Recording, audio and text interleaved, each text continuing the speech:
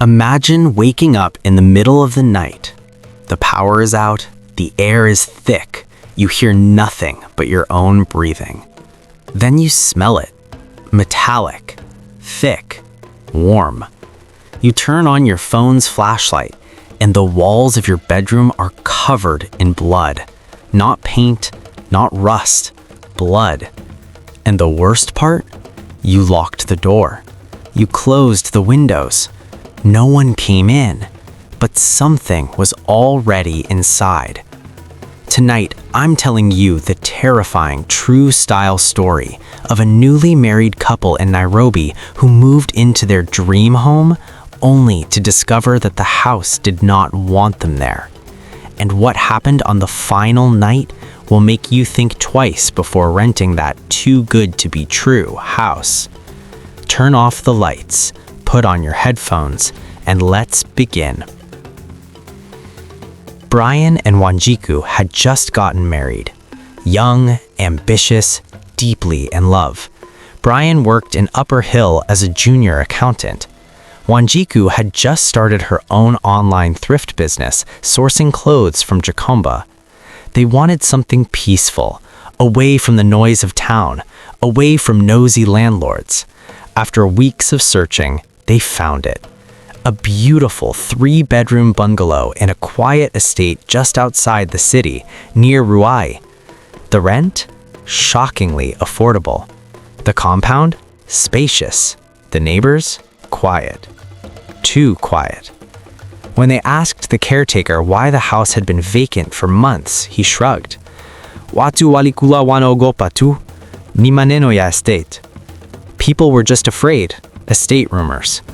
Brian laughed it off. Superstitions, he said. They signed the lease the same day. The first night was peaceful. No strange noises, no shadows, no nightmares. But at exactly 5:17 a.m., Wanjiku woke up suddenly. She didn't know why. She felt cold, not the normal Nairobi morning chill. This was different, heavy, unnatural. She turned her head toward the wall beside the bed and froze. Dark streaks were running down the cream-painted wall. At first she thought it was water damage. Then she saw the color. Deep red, thick, slowly dripping. She sat up, shaking. "Brian?" He groaned. "Brian, wake up." He turned toward her and saw it. Blood on the wall, behind the headboard, trailing down toward the floor. They jumped out of bed. The metallic smell filled the room. Brian touched it with shaking fingers. Wet, warm, real. But there were no cracks in the wall, no pipes, no explanation. They checked the entire house. The living room walls were clean, kitchen clean, bathroom clean. Only the bedroom, only that wall. By 6 a.m., it was gone, completely. No stain, no mark, as if it had never happened. Brian insisted it was stress. Maybe we were dreaming. Wanjiku knew she wasn't. She had smelled it, felt it, but they cleaned the room anyway. Scrubbed the walls, washed the sheets. They made the bed perfectly before leaving for work. Locked all doors, closed all windows, double-checked everything. At 7:45 p.m., they returned. The house was silent. Normal. They entered the bedroom, and Wanjiku screamed. The bed, the white duvet they had neatly spread in the morning, was soaked. Not splashed, soaked. Blood had formed a perfect outline on the bed, as if someone had been lying there, bleeding for hours. The pillow had a deep indentation, like a head had rested there, watching the door, waiting. Brian called the caretaker immediately. The caretaker arrived nervous. He looked at the bed, turned pale. "Nilisema, watu waliogopa." He admitted something. 2 years earlier, a woman had lived in that house. Newly married. Her husband worked night shifts. One morning, she was found dead, on the bed. No forced entry, no wounds, but the bed was covered in blood. The police ruled it unexplained internal hemorrhage. The husband moved out immediately. The house had never kept tenants for long. Brian felt anger rising. "Why didn't you tell us?" The caretaker shrugged.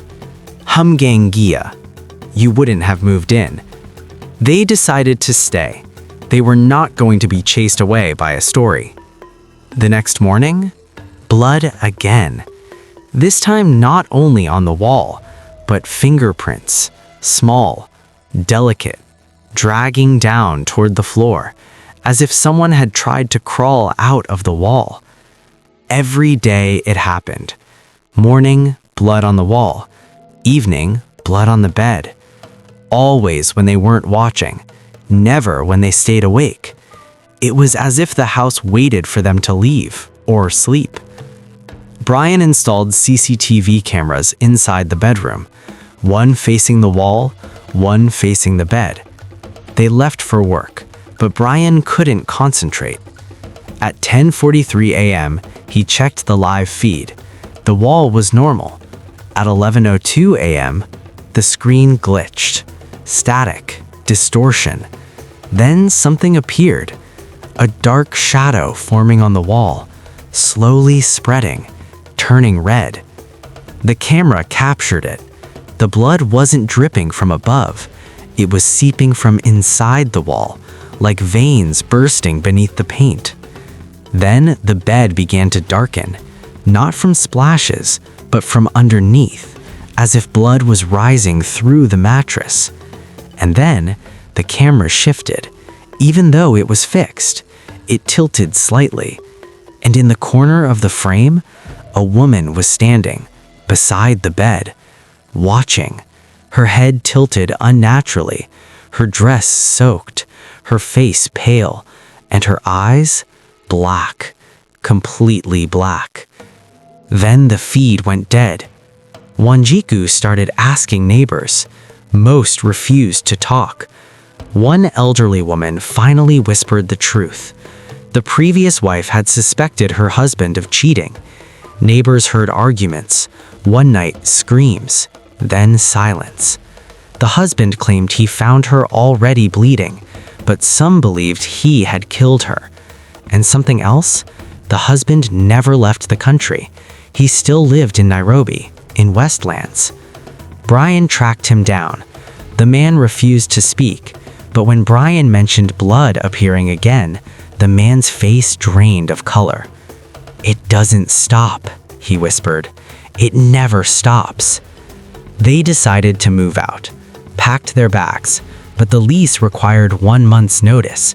They had 3 more nights. On the final night, the power went out at exactly 11:11 p.m. No rain, no storm, just darkness. They heard it, dripping, slow, deliberate. They turned on their phone lights.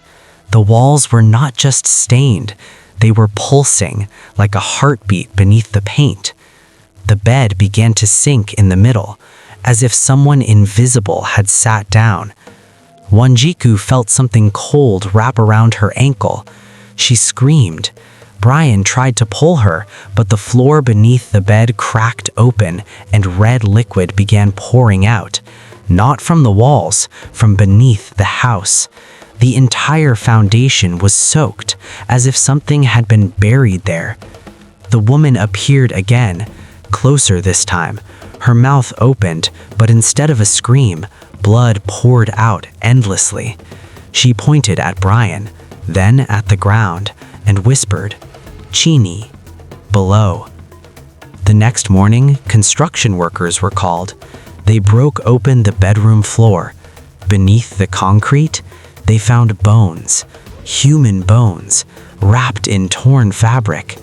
A second body, not the wife, someone else, possibly a lover, possibly a secret. The police reopened the case. The husband was arrested. The house was demolished. But here's the terrifying part. 2 months later, the construction company building a new house on that plot reported something strange. the cement walls began developing red streaks before anyone moved in. So the question is, was it the spirit of a betrayed wife? Was it guilt embedded in the foundation? Or was it something older, something that feeds on secrets and blood? If you had seen that first drop on your wall, would you have stayed? Let me know in the comments. And if you want more African horror stories inspired by real urban legends from Nairobi, Mombasa, and Kisumu, subscribe. Because next week, I'm telling you about the matatu that drives at midnight with passengers who never get off. Sleep carefully tonight. And remember, if your walls start bleeding, don't wait for the second morning. Run.